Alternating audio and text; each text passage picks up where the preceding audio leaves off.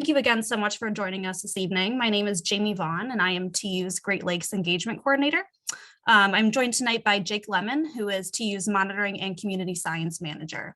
He has over 10 years of experience in ecosystem monitoring and assessment, specializing in citizen science programs. Jake supports TU staff all over the country, but we are really lucky to have him living here in West Michigan because we really get to benefit from his expertise here in the Great Lakes. Tonight, Jake is going to train us on using the Rivers app so that we can all be able to collect data to inform TU's restoration work in the Great Lakes. And we can all become citizen scientists while we're out enjoying our beloved cold water resources, whether you're an angler or a paddler or just enjoy hiking. We can all collect data that will inform how we prioritize and choose the projects that we do here in Michigan. A couple of housekeeping things. This webinar will be recorded and shared publicly online, so you can reference it later. You can share it with your chapter members or your friends. Please feel free to submit questions into the Q&A box throughout the presentation at any time. I may answer them as they arise or address them at the end if they're a little bit more complex. I do want to give a shout out to the Mershon-Newmedge Heritage chapter for co-hosting this event with us and for sending this out to their membership as well and partnering with us on the Rivers app program. I will turn it over to Jake now, and thank you guys so much again for joining us. Hey everybody, and thanks Jamie for the introduction. Appreciate y'all taking the time this evening to learn about the Rivers app and how you can use it to help identify potential restoration or watershed protection opportunities in our watersheds. So this effort is specifically focused on what we are considering our shared priority waters. So I'm going to briefly just introduce that concept here. So back in probably like 2020, our science team released the State of the Trout report.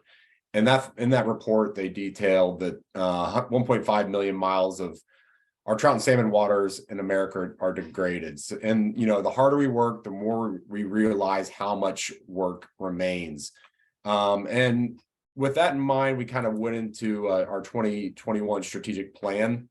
TU develops these strategic plans for 5 years. So there's every 5 years we'll come up with a new strategic plan. And over the next 5 years, we're looking to build on our track record of success and to chart new directions.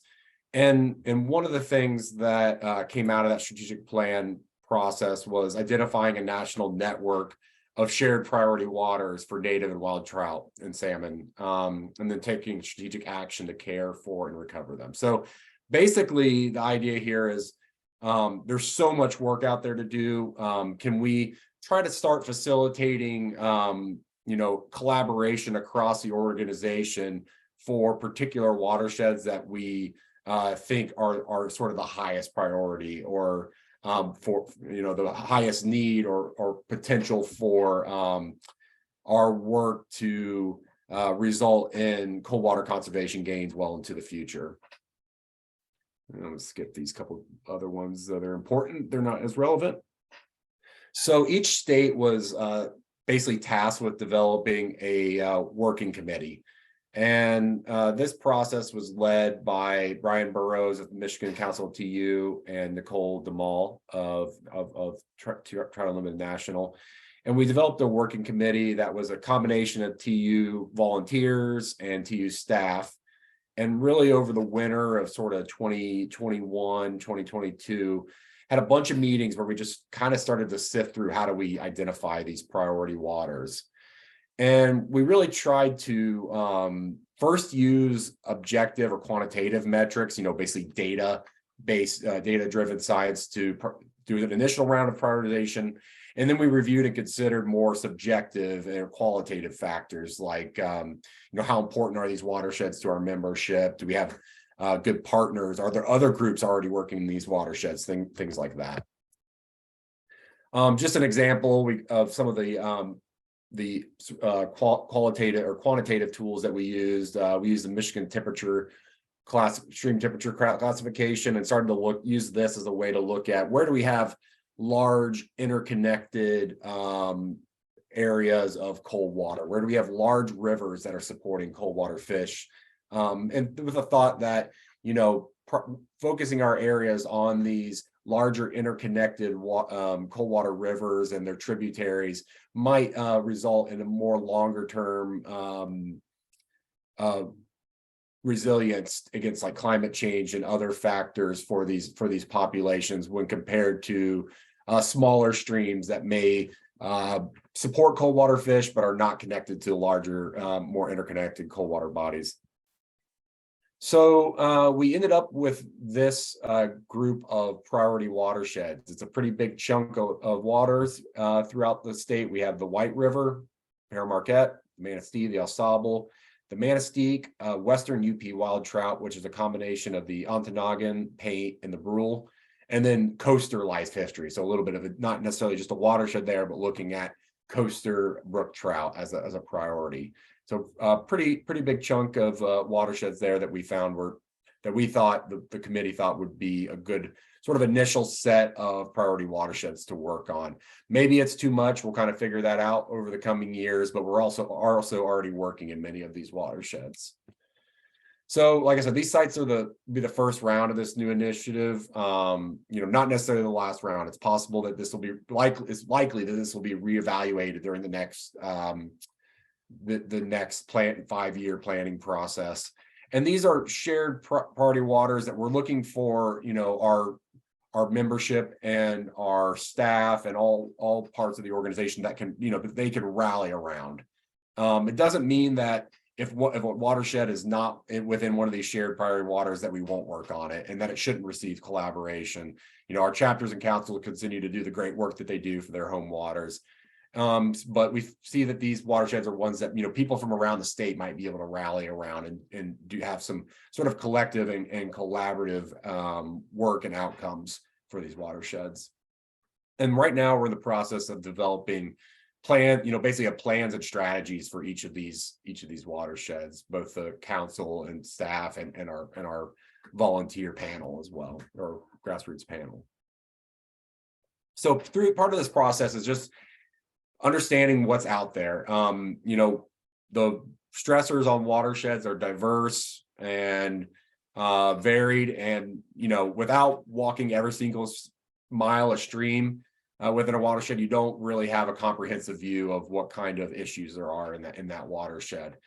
And so we don't have the capacity to do this at a staff level or at an individual chapter level. And so we're looking to crowdsource stream disturbances and habitat issues in these priority waters to assist in identification of watershed improvement projects. And so to do that, we're looking to use a tool called the Rivers app. This was developed by Trout Unlimited, I think in like 2019, as basically it's a smartphone enabled form that allows users to upload georeferenced photos and descriptions of issues that they find on the stream. So it can be things like eroding banks or fish passage barriers, point source pollutants, fish kills. It's got a lot of different categories of things that you can basically upload or submit to the Rivers app through this Rivers app, and I'll go through those later. But the nice thing is that if you're out on the stream and you see something, you're like, oh, that's kind of concerning. Somebody should do something. Maybe our chapter or whoever should do something about that. Rather than going back and going to a meeting or sending an email with like a photo of what you saw, you can, collect all the useful information, and then it's uploaded to an online publicly available web viewer that enables you to basically scroll into a point, click it, go to a particular photo, show folks what you saw out there on the stream, or share that with a TU staff person who's working that area or whatever. It really came out of a few different things kind of led to this. One being, chapters expressing that they had access to some funding to do restoration work, but not really knowing what exactly they should be doing. And so this was kind of developed as a tool to aid in identifying and sort of prioritizing what kind of projects are out there, what kind of issues are out there, and where can we focus our efforts. So downloading Rivers is a two-step process. First, you download an app called Survey123. So it's developed by a company called Esri who does ArcGIS. You might be familiar with that program. It's like a mapping and spatial software. So basically, you go to your iPhone app store, your Android store, you can scan this QR code we have here. There's also a link to download the app. So the first thing you do is download the app. One kind of weird quirk, and it trips up a lot of people, is that you don't sign in. You don't create a username and password. You don't need to sign into the app to use the Rivers form. The next thing is you download the form, again, using this QR code or this link, and then that will actually get the form on your phone so that you can use it in the field. The Rivers app can be used whether you have service or not, as long as you can collect accurate GPS data. You can collect data with the Rivers app. In pretty much everywhere I've ever been in Michigan, that's been possible. So you don't need cell service, you don't need cellular data service. Just a quick overview of kind of how the app works, what it looks like. This is the home screen of the app. So if you see something you want to document out in the field, you click this collect button, and then there's a drop down box where you enter your state, your chapter. There's a drop down box where you enter your chapter. If you're not affiliated with a chapter, I think there's an option for that, or there's a unknown option. Put in your name. Use an optional field to put in your phone number as well. You enter the name of the water body, and then you categorize it as a stream, a river, a lake, a pond, canal, ditch, etc. The survey date time will autofill to the present time in which you're opening that app. So if you're using it in the field, that's great. If you're entering observations that you took at an earlier date, you'll need to update that. You can geo-reference, you'll geo-reference your photo. So basically by clicking this little compassy thing, it will reference the data that you upload to a given location, and then you can take 1 to 3 photos of whatever it is that you're viewing to provide photographic evidence of that. And then there's sort of a categorization step that allows the people using the information, whether it's TU staff or chapters, just basically filter and sort based on the types of issues that folks are finding on the stream. So is it a issue in the stream with stream flows or point source discharge, invasive species, stream bank, riparian vegetation? I'm not going to go through these at all in detail because we do have some resources online that I'll provide to you that provide a little bit more detail on all the different categories. It also provides very detailed step-by-step process of downloading the app and adding the form to your phone, how to take photos and things like that. So you'll get a link for that as a follow-up to this webinar. So you choose your disturbance type, and then sort of a subset of types will pop up based on what you choose up here. So in-stream channels, recreational mining, channel alteration, a man-made dam, large wood removal, some of the different things that are out there. There is an option to enter water temperature data and then enter any comments or notes. So you can provide added context to whatever it is that you saw on the stream. So once you are done, you click this little check mark in the bottom corner. And then if you have service at the time, you can send it right then and there and upload it to the online database. If you don't have cell service, you can click send later and it'll be saved in your outbox. And then when you get home and get on your Wi-Fi, you can send it. There are options to set favorite answers. So if you're using this app a lot and you don't want to enter your state, your chapter, and your name every single time, you can enter those once. You click this little 3 hash line thing here in the top corner, set as favorite answers. And then you would click the check mark there and save that as a draft.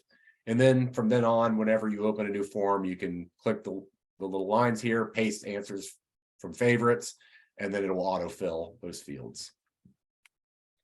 Another thing I'll mention is that if you do send something and you want to make a change, you could actually go into your sent folder, open it up, and then you can make alterations and changes.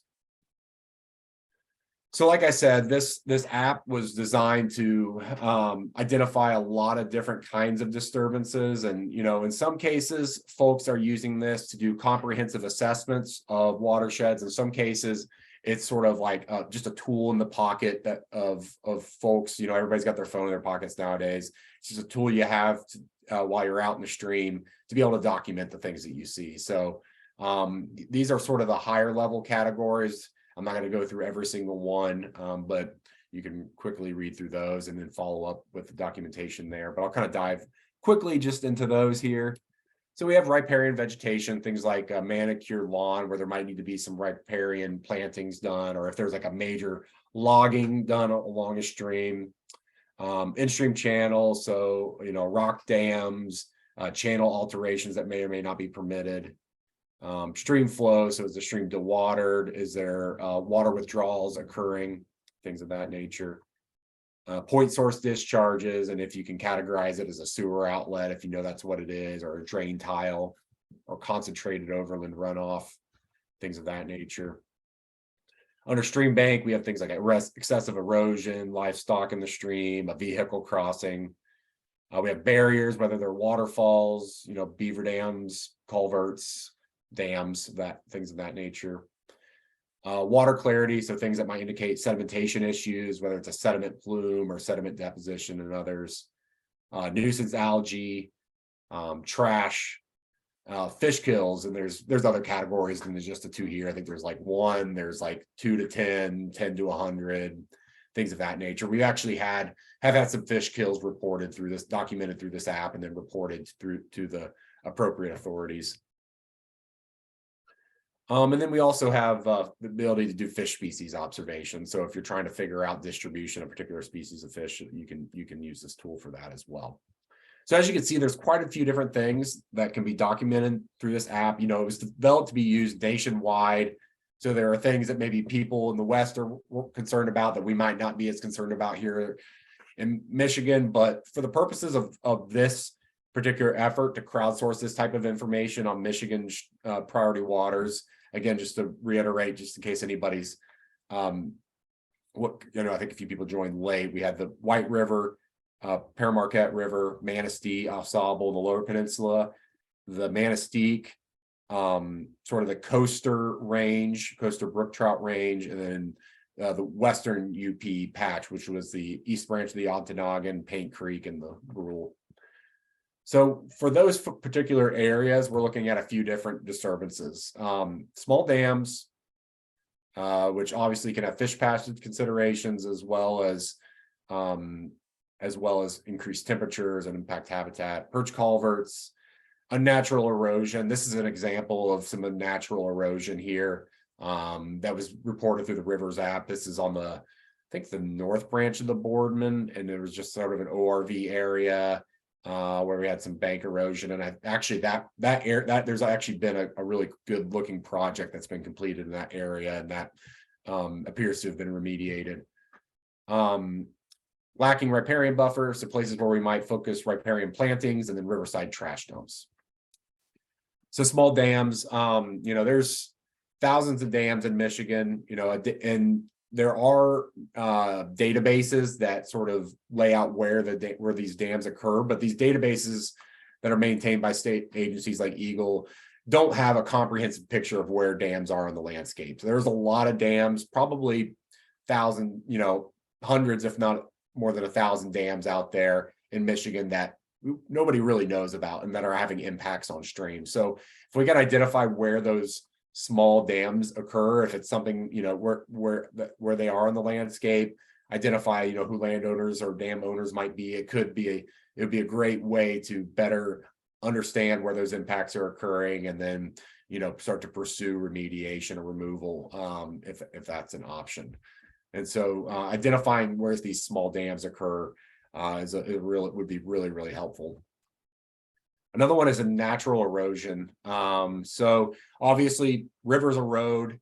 We have our big sort of high sandbanks on a lot of premier Michigan streams, and those are sort of natural processes. But there are areas where human anthropogenic factors are leading to erosion.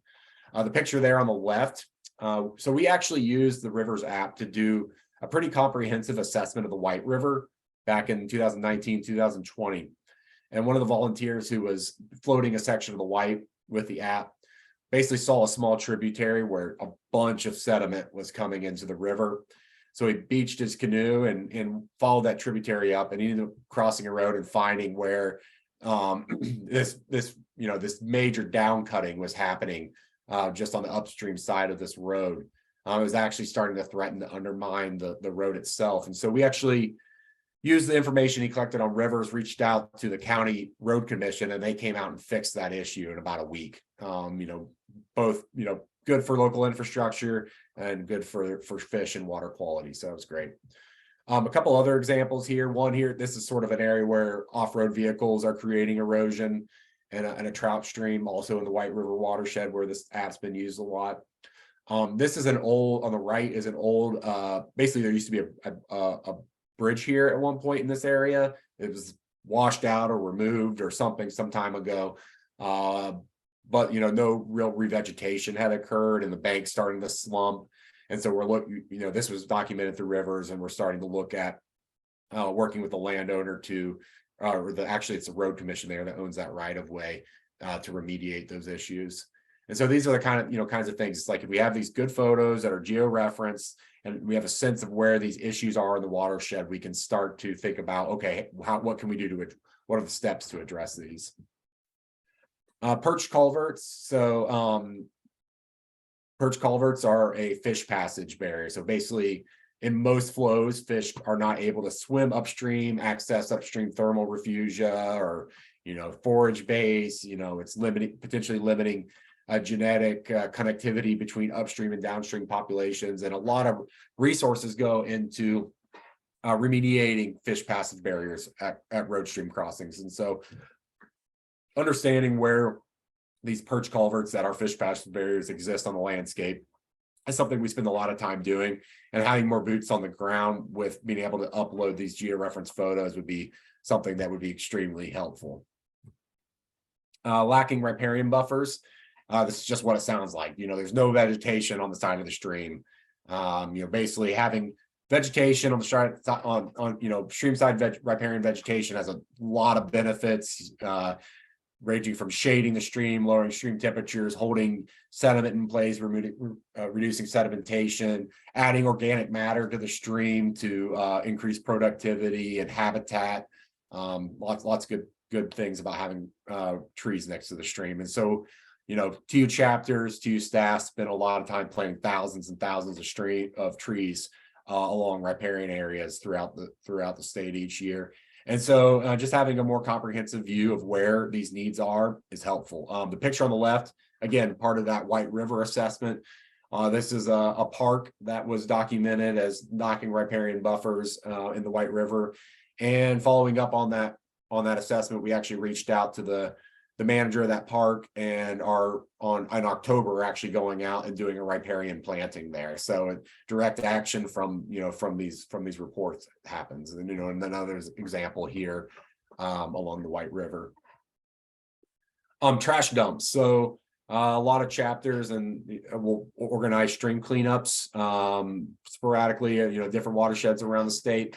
And if we know areas where there are large concentrations of trash or where there are large pieces of trash, we can better direct those efforts. The chapters can, send more people to a particular area, or maybe contract with someone to remove large trash, things of that nature. So that would be another good information to have. Just talking a little bit about taking photos. So, there's some tricks to taking good photos that are most useful. One big one is just balancing the amount of detail, how close, with the perspective, how far. So, there's a picture of a perch culvert on the right. It's taken so close, you have no idea how high the perch is. You have no idea of how big the culvert is. If you visited the site, you don't have any reference to actually find the location. So it's, ideally, if you're taking photos, you don't want to take just very close up photos. It's good to have a broader look at what the issue is. In this case, it's some eroding banks and in some ranching areas out west. But having some good context and some broader view of the issue. You know, you are able to upload more than one photo. A lot of times what I like to do is take a close-up and then take a broader view with some context. It's also really nice to use some object of known size for scale. So here on the right, we have a sedimentation issue, but again, there's no scale. That could be, you know, 5 feet long or, you know, 30 feet long. We have no idea. Whereas in the left, we have a person standing there that's providing some scale. Sometimes I'll set a rod down or, you know, my pack or something like that, just to provide a little scale to a picture. If you can, it's great to document the source of an issue. So, excuse me. So if you're, for example, if you're documenting some kind of sedimentation issue, if there's, you know, some kind of land disturbance, you know, some kind of construction occurring next to the stream and a lot of that sediment's washing into the stream, if you can get that in the background of the photo to provide some more context of the source, super helpful. You know, in the middle here, we have a small tributary that's entering a larger river, putting a plume of sediment in here. I think I actually know the source of this one. This was in Pennsylvania, where some pipeline development was being done, and a volunteer basically was fishing.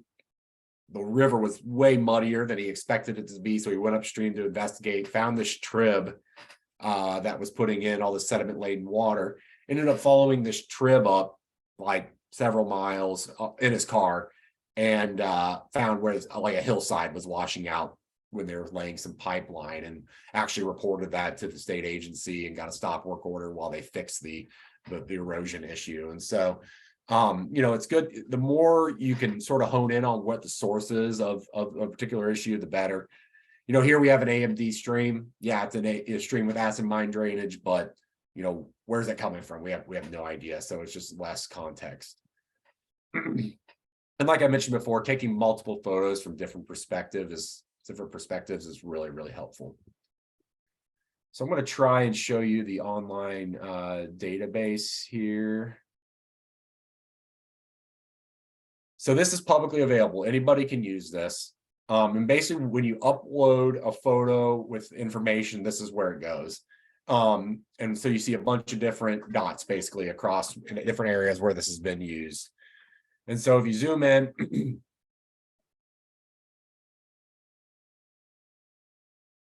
and you click on a dot, it gives you information on the stream, when it was recorded, locations, and then you can actually open those photos and view them and download them, that sort of thing. So here's an example of trying to get some scale. Got my truck in there and a boot. Looking from, getting different perspectives. So looking, these are looking upstream, and then the same thing looking downstream.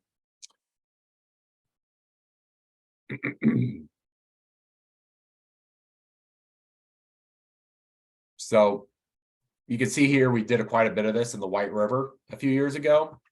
And you're also able to filter these. So you can filter by state. If you want to just look at one state, you can filter by TU chapter. You can filter by disturbance. So if I just wanted to see areas where there's lacking riparian vegetation, I can click that and then zoom in and look at those areas.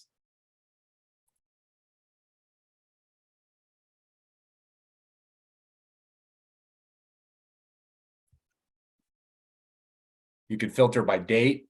So you can go, I want to see, something that was submitted yesterday or something that was submitted between this date and that date. And then you can also change your base map, if you want aerial imagery, things of that nature.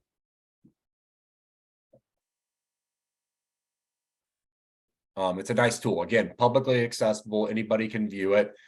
In this case, in the White River, we were just kind of getting started working in that watershed, and we wanted to have a better sense of what was going on. And so we trained about 20 volunteers who went out and floated and walked sections of the streams and rivers, identifying issues as they went. And several of those that are resulting in projects, as I've referenced. So we'll get back to the PowerPoint here.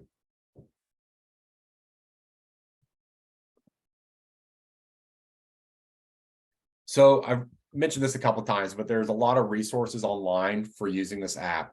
We have our Get Started guide, which walks through in detail how to download and get it on your phone. There's our guide to the different disturbance categories, how to take photos, how to use the web mapping application, and all that. So we'll share. Here's a link to that there. I'm sure we can share it in a follow-up email as well. So how are we going to use this in the context of this particular effort? There's a few different ways. One is, do you already know an issue? Is there something that's been nagging at you that you've been seeing on the stream for years and years? This is a great way to document it. Download rivers, go out, take photos, collect the information around it, and upload it to the database. Now, keep in mind that we're using, if we're working in a particular watershed, we'll go through what's in this database, but we aren't tracking it on like a day-to-day basis. So if you have something that you want to bring to like your chapter's attention or to us TU staffers' attention, then you should email them, say, hey, I documented this, it's on Rivers, and we can go find it there. Another thing is just to have this in your back pocket when you're out fishing, paddling, recreating on a stream. I use it that way a lot. I have this app on my phone when I'm out and about for work or for fishing. I'll see things and I'll take photos, and I use the app sort of on an ad hoc basis.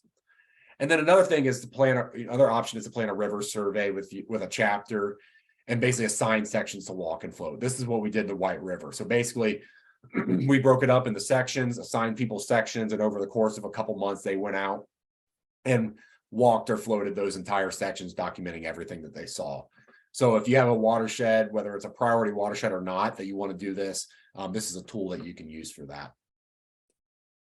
So basically, overall, the goal here is just to have more boots on the ground out there, identifying issues with our streams and rivers, and then being able to document those effectively and share them effectively. And so this is just a tool to try to get people out there doing that. And so I think that is all I have. Yep, that's all I have. So I can take questions.